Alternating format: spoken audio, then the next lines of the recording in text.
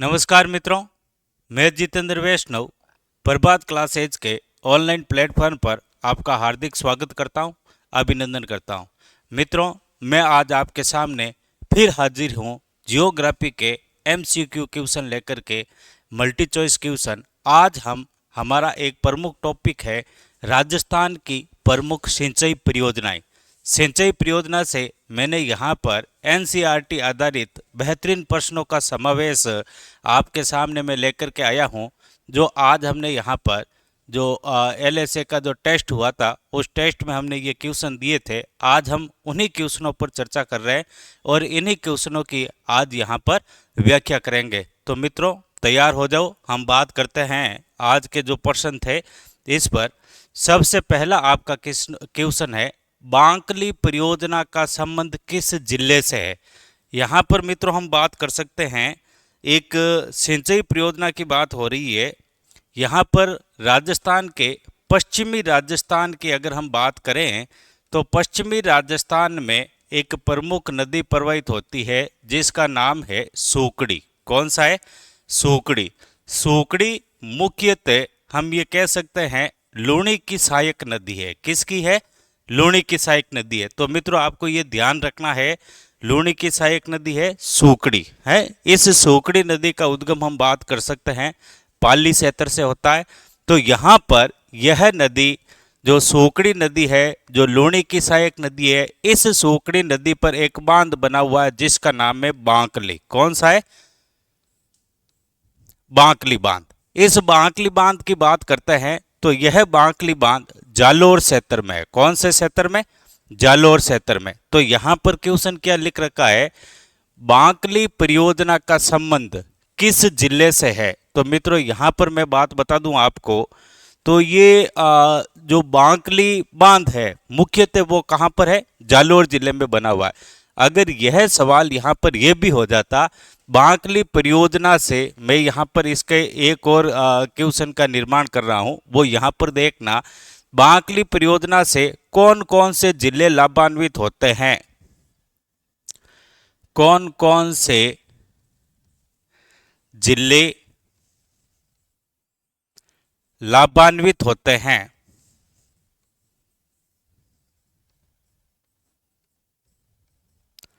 तो मित्रों यहां पर हम बात करते हैं, अगर ये क्वेश्चन यहां पर इस प्रकार से पूछ लिया जाए कि बांकली बांध है, बांकली परियोजना से कौन कौन से जिले लाभान्वित होते हैं, तो मित्रों ध्यान रखना जालोर और पाली ये दोनों ही जिले हैं जो आपके बांकली परियोजना से लाभान्वित होंगे। तो यहां पर मित्रों हमने बात की थी पश्चिमी राजस्थान में एक नदी प्रवाहित होती है सूकड़ी। सूकड़ी नदी लूणी की सहायक नदी है। इसी सूकड़ी नदी के किनारे पर हम बात कर सकते हैं जालोर शहर बसा हुआ है, या फिर हम बात कर सकते हैं जालोर दुर्ग है। जो जालोर दुर्ग किस नदी के किनारे पर है? सूकड़ी नदी के किनारे पर है। और यह सूकड़ी नदी पर बांकली बांध बना हुआ है जो बना हुआ है जालोर में, और इससे लाभान्वित होते हैं पाली तथा जालोर दोनों ही होते हैं। तो यहाँ पर पूछा गया है बांकली परियोजना का संबंध किस जिले से है, तो यहाँ पर आपको एक उत्तर देना है, तो आप उत्तर दोगे जालोर। और दो इस प्रकार से पूछ ले कि यहाँ पर कौन कौन से जिले लाभान्वित होते हैं, तो मित्रों ध्यान रखना जालोर और पाली। यहाँ पर पश्चिमी राजस्थान की जो नदी है इसकी सूकड़ी, सूकड़ी के किनारे पर आपको पता है जालोर दुर्ग बना हुआ है, और जालोर दुर्ग की तलहटी में एक मंदिर बने हुए हैं। वेरी इंपॉर्टेंट क्वेश्चन, आप इसको नोट कर लेना। एक मंदिर है जिसका नाम है सिरे मंदिर। ये भी क्वेश्चन पूछा जाता है सिरे मंदिर कहाँ पर है, तो सिरे मंदिर मित्रों याद रखना जालोर क्षेत्र में। कौन से क्षेत्र में? जालोर। जालोर दुर्ग की तलहटियों में बना हुआ मंदिर है जिसे हम सिरे मंदिर कहते हैं। आपको यहाँ पर कमेंट बॉक्स में उत्तर देना इसका, यह सिरे मंदिर है किस संप्रदाय को समर्पित है। आप कमेंट बॉक्स में उत्तर दोगे कि जो जालोर दुर्ग की तलहटी में बने हुए सिरे मंदिर है वो किस संप्रदाय को समर्पित है। तो हमने यहाँ पर थोड़ी सी एक नदी के बारे में बात की और एक बांध के बारे में बात की है। अब हम अगले क्वेश्चन की ओर चलते हैं। असत्य कथन है, तो इसमें से आपको बताना है कि असत्य कथन कौन सा है। यहाँ पर एक तरफ बांध का नाम दिया गया है और एक तरफ जिले का नाम दिया गया है। यहाँ पर जो गरदड़ा परियोजना चल रही है वो किस जिले में चल रही है, तो बूंदी में चल रही है। ये आपके एकदम सत्य कथन है। तकली परियोजना कोटा में चल रही है, ये भी एकदम सत्य है। लहासी परियोजना का संबंध भी कहां से है, बारां से है। छापी, हाँ ये नोट करना है मित्रों, छापी चित्तौड़गढ़ में नहीं है, छापी है झालावाड़ में। दो साथ में आती है चोली छापी। कौन सी आती है, चोली और छापी। तो यहां पर मित्रों असत्य कथन कौन सा हो जाता है, छापी परियोजना चित्तौड़गढ़ में नहीं है, छापी परियोजना कहां पर है, झालावाड़ में। सीधा सा सिंपल सा क्वेश्चन था, छोटे छोटे बांध है, एग्जाम में अक्सर ऐसे क्वेश्चन पूछे जाते हैं। मित्रों चलते हैं अगले क्वेश्चन की ओर। अगला क्वेश्चन है सत्य कथन है। अब आपको इसमें से सत्य बताना होगा मित्रों, उसी प्रकार से जो पिछला क्वेश्चन था, चार में से आपको एक असत्य बताना था, अब इन चार में से एक आपको सत्य बताना होगा। तीन आपके सामने असत्य फैक्ट रखे गए हैं, एक जो हम ये कह सकते हैं सत्य फैक्ट है उसको आपको चुनना होगा। बेंथली परियोजना, तो मित्रों बेंथली, बिलास तथा लाहसी, यहां पर लिख देता हूं मैं, बेंथली, बिलास तथा लाहसी। ये बेंथली, बिलास तथा ये लाहसी ये नदियां हैं, ये पार्वती की सहायक नदियां हैं। ध्यान रखना, किसकी सहायक नदियां हैं, पार्वती की। ठीक है, पार्वती नदी का उद्गम मित्रों मध्य प्रदेश में, हम ये यहां पर कह सकते हैं मध्य प्रदेश में सीहोर की पहाड़ियों से होता है। और यह पार्वती नदी राजस्थान में बारां जिले के करियाहट से प्रवेश करती है। बारां के करियाहट से प्रवेश करेगी और करियाहट से प्रवेश करने के बाद में ये राजस्थान में प्रवाहित होती है और सवाई माधोपुर के पालिया नामक स्थान पर जाकर के चंबल में मिल जाती है। तो मित्रों हमें ध्यान क्या रखना है, ये बेंथली, बिलास तथा लाहसी ये तीनों के तीनों पार्वती की सहायक नदियां है। बेंथली पर बेंथली परियोजना, बिलास पर बिलास परियोजना तथा लाहसी पर लाहसी परियोजना बारां जिले में संचालित हो रही है। मित्रों ये ध्यान रखना। तो यहां पर बेंथली झालावाड़ दे रखा है, तो यह गलत है। परवन परियोजना, तो यहां पर परवन की हम बात करते हैं, परवन परियोजना भी यहां पर यह कथन असत्य हो जाता है। मित्रों आपको पता होगा परवन नदी शेरगढ़ वन्य जीव अभ्यारण्य बारां से होकर के गुजरती है और यहां से ये लाभान्वित जिला बूंदी यहां पर नहीं होगा। ठीक है, चोली की बात करते हैं मित्रों, अभी आपको बताया था चोली तथा छापी। ठीक है, यहां पर चोली तथा छापी परियोजना की बात करते हैं, तो यहां पर चोली तथा छापी परियोजना कहां पर है, झालावाड़ की है। तो यहां पर सत्य कथन कौन सा हो जाएगा, चोली परियोजना कहां पर होगी, झालावाड़ में। अगला दे रखा है चाकण, ये चाकण भी यहां पर असत्य है। चाकण परियोजना आपकी होगी बूंदी की। कहां की होगी, बूंदी की। तो मित्रों इसमें अगर हमें एक सत्य कथन चुनना है तो हमारा सत्य कथन होगा सी। और यहां पर मैंने सभी नदियों के बारे में बता दिया। परवन नदी शेरगढ़ वन्य जीव अभ्यारण्य से होकर के गुजरती है। बेंथली बता दिया, बेंथली, बिलास तथा लाहसी। चाकण नदी है जो एक छोटी सी नदी है, चंबल की सहायक नदी है। किसकी है, चंबल की। तो यहाँ पर बूंदी जिले से इसका उद्गम होता है, बूंदी में प्रवाहित होती है। तो इस चाकण नदी पर चाकण बांध बना हुआ है बूंदी में, ये ध्यान रखना। बूंदी जिले में चाकण नदी पर चाकण बांध बना हुआ है। बहुत ही इंपॉर्टेंट क्वेश्चन है मित्रों, ये यहां से मैंने आपको चार दिए हैं, चारों बताए हैं। और यहां पर और चार मैंने यहां पर ऑप्शन में दिए हैं। तो ये जो ऑप्शन मैंने दिए हैं ये अक्सर एग्जामों में पूछे जाते हैं और इनको थोड़ा सा याद रखना है। बहुत इंपॉर्टेंट क्वेश्चन है मित्रों। सभी प्रश्नों के बारे में हम बात करते हैं तो एक से एक बेहतरीन प्रश्न मैं आपके सामने लेकर के आया हूं। यहां पर अगला क्वेश्चन देखो, वेरी इंपॉर्टेंट क्वेश्चन, ये भी बहुत बढ़िया है। यहां पर इस प्रश्न की बात करें, जालीपुरा तथा दिगोत लिफ्ट नहरें हैं वो किस बांध से निकाली गई है। बहुत इंपॉर्टेंट क्वेश्चन है मित्रों।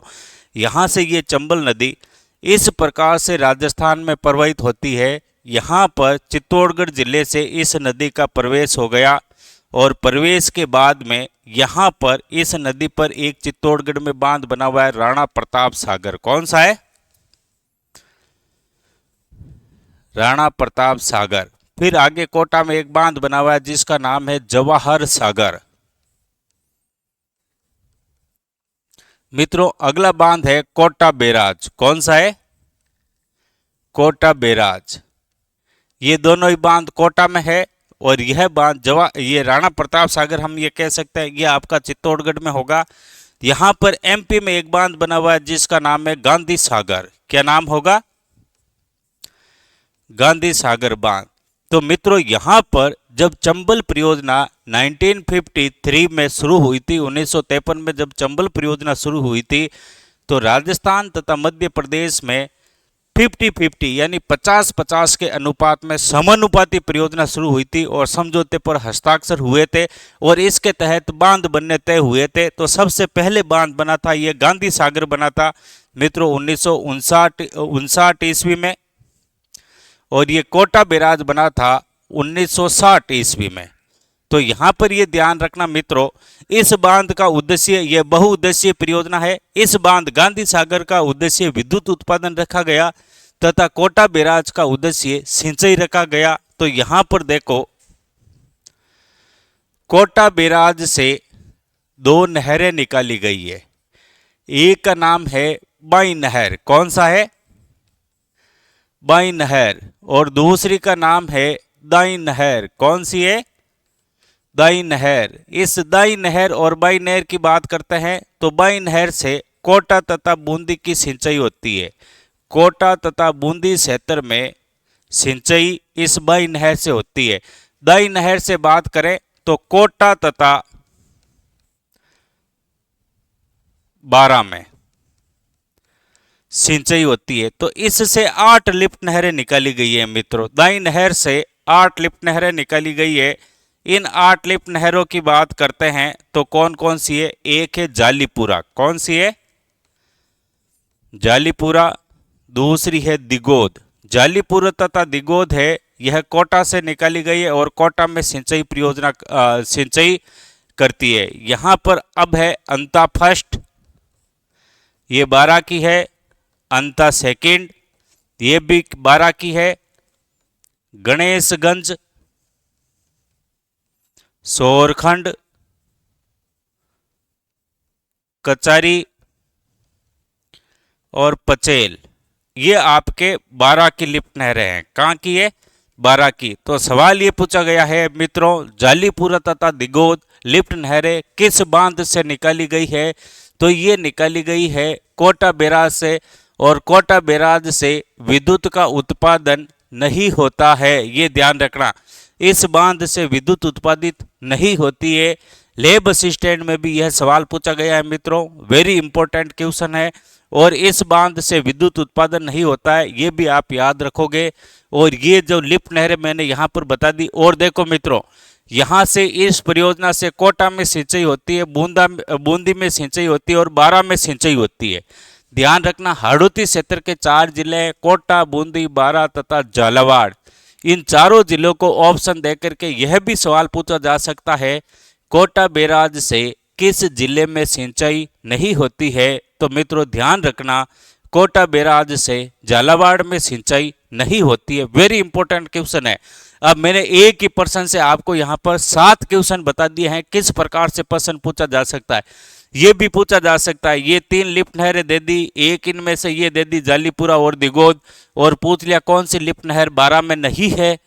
मैं यहाँ पर बता सकता हूँ, अगर एक बार आपका कंसेप्ट क्लियर है तो आप किसी भी प्रकार के प्रश्न का उत्तर दे सकते हो। रटना नहीं है, पूरा का पूरा हमें समझना है। और जैसे मैंने बताया है कि सिंचाई परियोजना अच्छी तरीके से मैंने आपको क्लास में समझा दी है। अगले क्वेश्चन के बारे में बात करते हैं। नागरिया पिकअप बांध किस नदी पर निर्मित है? वेरी इंपॉर्टेंट क्वेश्चन है नागरिया पिकअप बांध। यहां से प्रतापगढ़ की बात करते हैं तो प्रतापगढ़ में एक क्षेत्र है जिसका नाम है छोटी सादड़ी। क्या नाम है? छोटी सादड़ी। छोटी सादड़ी क्षेत्र में है भंवर माता की पहाड़ियां। कौन सी है? भंवर माता की पहाड़ियां, और भंवर माता की पहाड़ियों के क्षेत्र में यहां से एक नदी का उद्गम होता है जिसका नाम है जाखम। क्या नाम है? जाखम। और इस जाखम नदी पर पहला बांध बना हुआ है जाखम बांध। कौन सा है?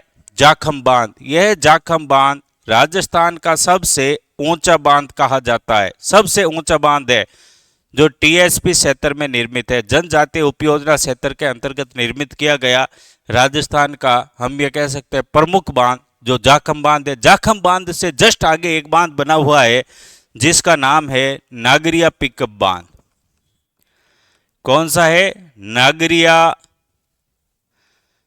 पिकअप बांध। और मित्रों यहां पर यही क्वेश्चन पूछा गया है, नागरिया पिकअप बांध है वो आपके किस नदी पर बना हुआ है? तो मित्रों जाखम नदी पर। कौन सी नदी पर?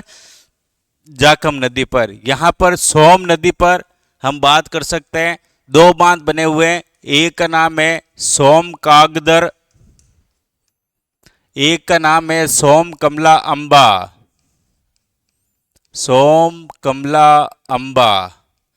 माही नदी पर बात करते हैं तो माही नदी पर भी कई सारे बांध बने हुए, एक बांध बना हुआ है माही बजाज सागर,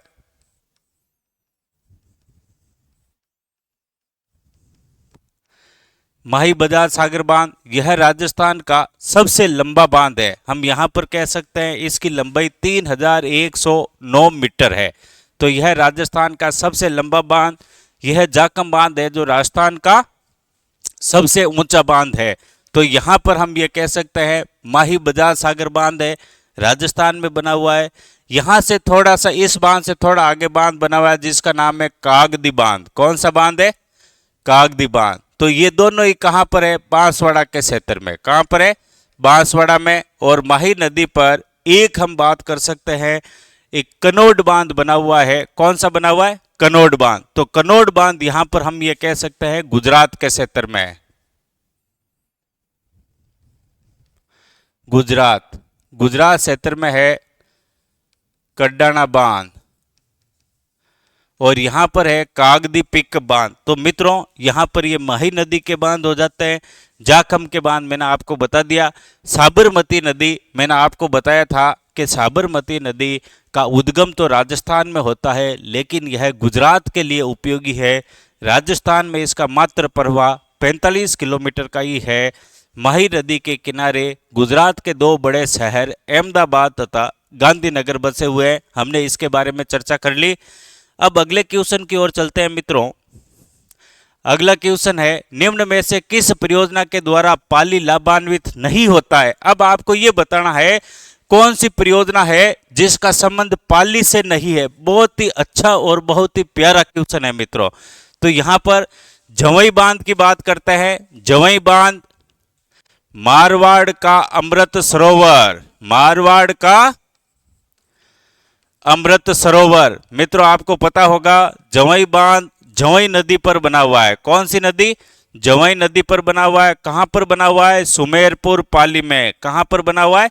सुमेरपुर पाली में। तो ये पाली से संबंधित है, सीधी सी बात है। बांकली बांध, मित्रों मैंने अभी बताया था पहले ही क्वेश्चन में, बांकली परियोजना से लाभान्वित जिले जालोर तथा पाली दोनों है। तो यहां पर इससे पाली भी क्या होता है? लाभान्वित होता है। जवई से पाली लाभान्वित होता है। अब हेमावास बांध, हेमावास बांध की बात करें तो लूणी की सहायक नदी है बांडी। कौन सी है? बांडी। बांडी नदी पर पाली जिले के हेमावास गांव में हेमावास बांध बना हुआ है। तो मित्रों इससे भी पाली है जो लाभान्वित हो रहा है। जसवंत सागर बांध यह आपके लूणी नदी पर बना हुआ है और बिलाड़ा क्षेत्र में बना हुआ है। कौन सा क्षेत्र है? बिलाड़ा। बिलाड़ा से 5 किलोमीटर दूर पिचियाक गांव में। कौन से गांव में? पिचिया गांव में। तो इस बांध से पाली जिला लाभान्वित नहीं होता है। ये पाली से पाली जिले की सीमा जैसे जैतारण, अब जैतारण ब्यौर क्षेत्र में चला गया है, इसीलिए मैंने यहां पर ये पास का क्षेत्र का ऑप्शन में बांकली, जवई तथा हेमावास, इससे पाली जिला लाभान्वित होता है।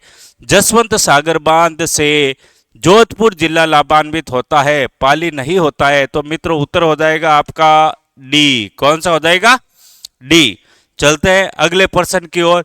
ये प्रश्न मैं आपको बता दूं मित्रों, नोट करते रहना, वेरी इंपॉर्टेंट क्वेश्चन है। जो जो फैक्ट बता रहा हूं और उन फैक्टों को आप याद रखना। अगला प्रश्न, रावी व्यास परियोजना का 8.6 MAF पानी, हम ये कह सकते हैं राजस्थान का जो रावी व्यास समझौता हुआ था, जो इराडी आयोग 1986, मैंने यहां पर पहले बता रखा है, इराडी आयोग 1986, इसके तहत है आपको राजस्थान को पानी मिलेगा 8.6 MAF। याद रखना मित्रों, ये सवाल पूछा जाता है। इसका अर्थ होता है 86 लाख घन फीट पानी, ये आपको राजस्थान को मिलता है रावी व्यास समझौते के अनुसार। इसमें से कितना जल है इंदिरा गांधी नहर परियोजना को मिलता है, इसमें से कितना पानी IGNP को मिलेगा? तो मित्रों यहां पर ये ऑप्शन सही है, 7.59 MAF पानी। रावी व्यास समझौते के अनुसार 8.6 MAF पानी राजस्थान को मिलता है, इसमें से 7.59 एक अकेले किसको मिलेगा? 75 लाख घन फीट पानी किसको मिलेगा? ये मिलेगा केवल इंदिरा गांधी नहर परियोजना को। अगला क्वेश्चन, राजीव गांधी सिद्धमुख नहर परियोजना से लाभान्वित जिले कौन कौन से है? तो राजीव गांधी सिद्धमुख नहर परियोजना से लाभान्वित जिले ह से हनुमानगढ़ और च से चूरू। ये ध्यान रखना मित्रों, छोटी सी ट्रिक है। तो हनुमानगढ़ नहर क्षेत्र, देखो सीधी सी बात है, यह नहर क्षेत्र कहां पर है? हनुमानगढ़ का। तो इसका अर्थ ये हुआ कि हनुमानगढ़ तो यहां पर लाभान्वित होगा ही होगा। और चूरू सिद्धमुख क्षेत्र चूरू का, तो यहां पर चूरू तथा हनुमानगढ़ क्षेत्र है जो राजीव गांधी सिद्धमुख नहर परियोजना से लाभान्वित होता है। मित्रों बहुत इंपॉर्टेंट क्वेश्चन है, नोट करना इसे, आने वाली परीक्षाओं में ऐसे क्वेश्चन आपको देखने को मिलेंगे।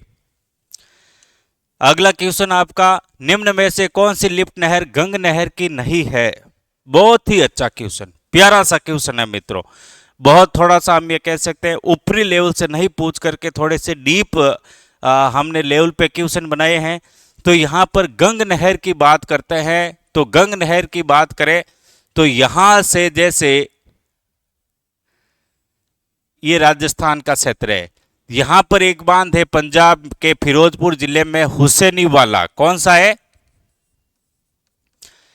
हुसैनीवाला। हुसैनीवाला बांध से यहां से नहर निकाली गई है जिसका नाम है गंग नहर। गंग नहर राजस्थान में श्री गंगानगर जिले के खक्का गांव से प्रवेश करती है। श्री गंगानगर जिले का गांव होगा खक्का। कौन सा होगा? खक्का। खक्का गांव से यहां से प्रवेश करेगी। अब इसको सिंचाई के लिए क्या है, यहां से 4 वितरिकाएं निकाली गई है, लिफ्ट नहर है। एक का नाम है करणी, एक का नाम है समिजा, एक का नाम है लालगढ़ और एक का नाम है लक्ष्मी नारायण। तो मित्रों यहां पर समिजा ये है, करनी है, लालगढ़ है। अब कौन सी है? बादरेड़ा। तो मित्रों बादरेड़ा क्या है? बादरेड़ा तथा पनोरिया, बादरेड़ा तथा पनोरिया लिफ्ट नहरें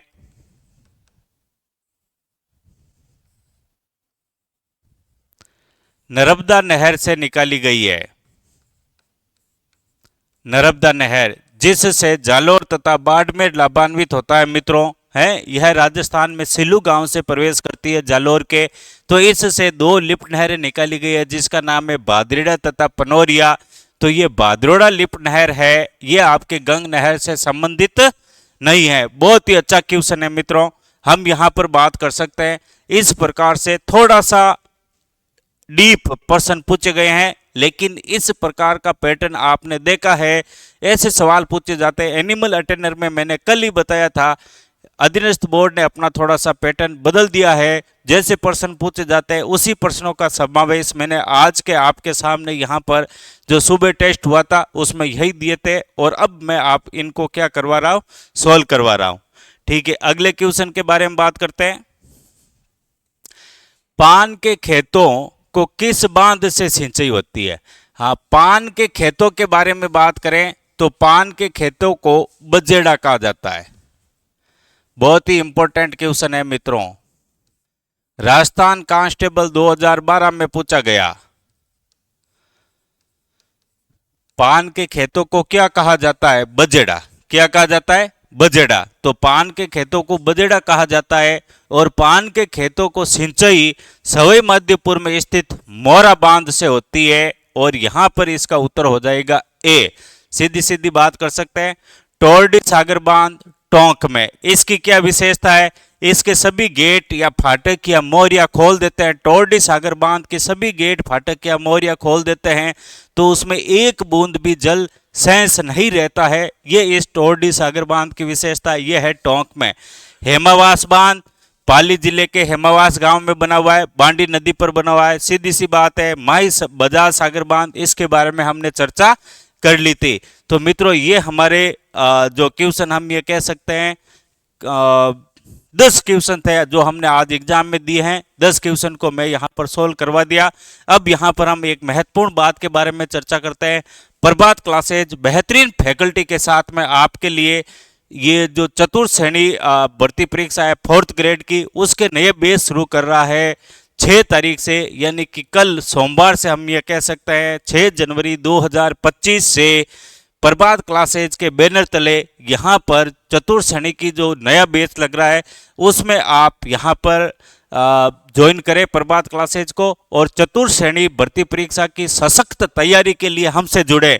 मैं आपसे वादा करता हूँ जो कॉन्फिडेंस लेकर के आप हमारी क्लासेज में आएंगे उसी कॉन्फिडेंस के साथ में आप इस भर्ती परीक्षा में सफल होंगे। मिलते हैं अगले वीडियो में मित्रों, तब तक के लिए जय हिंद जय भारत।